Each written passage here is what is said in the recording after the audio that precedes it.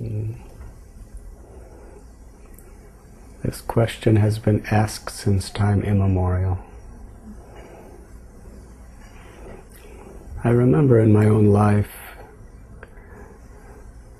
I had heard so many things from religious people, from atheistic people. Some claim that God exists, but specifically and exclusively according to their religion, He exists. And others deny that God doesn't exist at all, sometimes just on the basis of people's vision of the tragedies and the sufferings of this world. Or sometimes people disclaim God's existence on the basis of scientific evidence. So I began to think that throughout history, the greatest, most compassionate people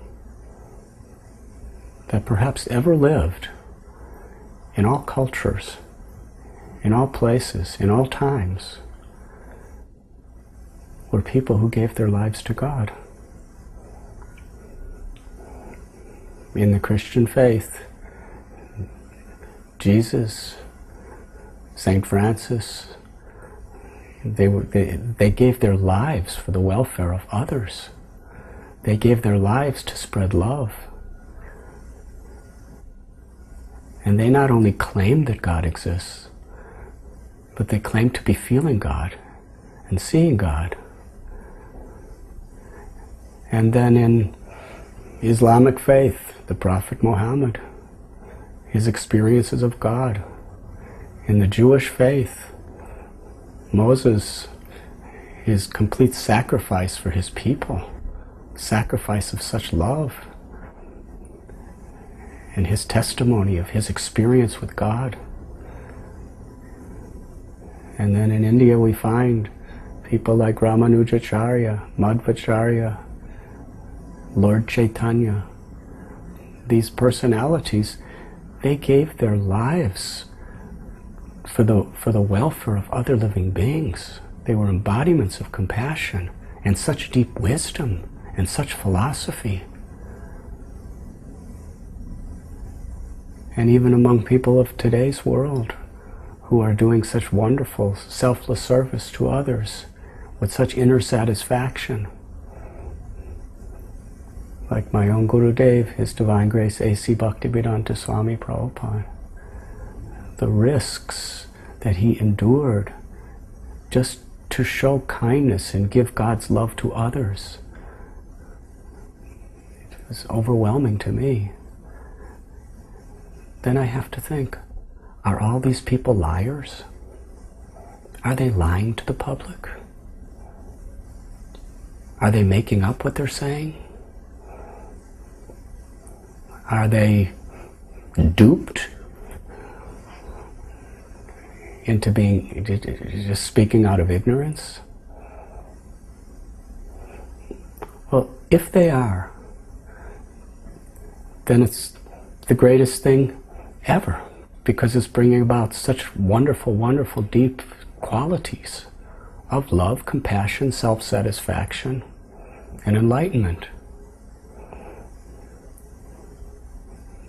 But to me, it's certain that they must be speaking the truth. They're the most honorable people that ever walked the earth. They're saying what they see, what they feel, what they experience, what they realized. They must be speaking the truth. And they're teaching us how to be genuinely good. They're teaching us about the eternal nature of the self and our eternal relationship with God.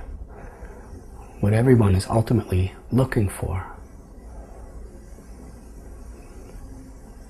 And when we see through the eyes of such great souls and the scriptures, we can see God's presence everywhere. With every tree. The big oak tree, it all came from a little tiny seed. How many millions and millions of trees are growing There's no technology or science that could create that seed to make an entire tree sprout from it. It's a miracle. It's an absolute miracle. And every human being we see is a miracle. We're just so used to miracles that we take them to be ordinary. But a husband and wife, or whatever, they come together, and somehow or other there's a transfer of a seed into the ovum. They don't know what's going on. And then there's the emulsification, and that little seed begins to develop, and it starts to develop organs and limbs and senses. And very systematically, in about 9 months' time, a beautiful baby's born. Did the mother and father organize? Now let's put the eyes and put the legs. They don't know what's happening. It's all just by nature. What an intelligence. What an incredible technology.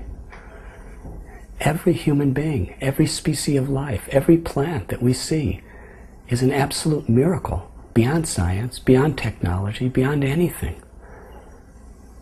It's the glory of God. It's the testimony of God.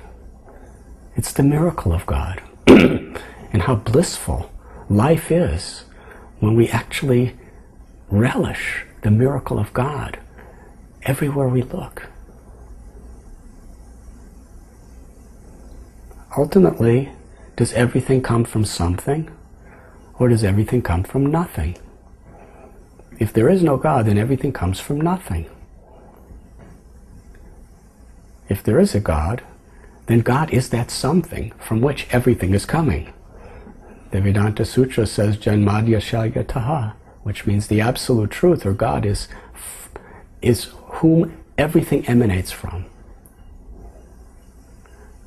So just from the perspective of logic, is it more logical that everything is coming from nothing, or everything is coming from something?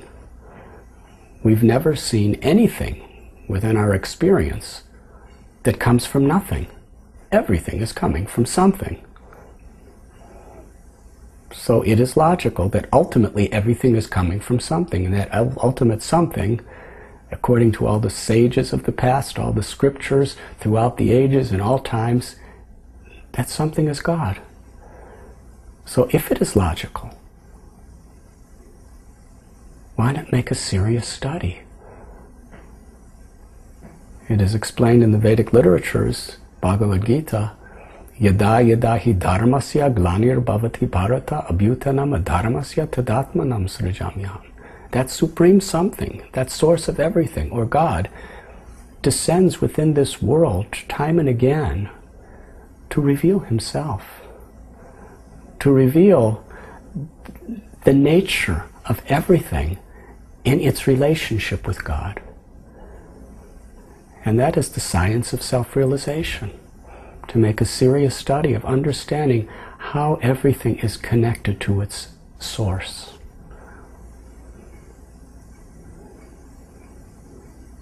And perhaps it is the most important of all studies, because in understanding God, we also understand our own existence beyond the temporary framework of this short life.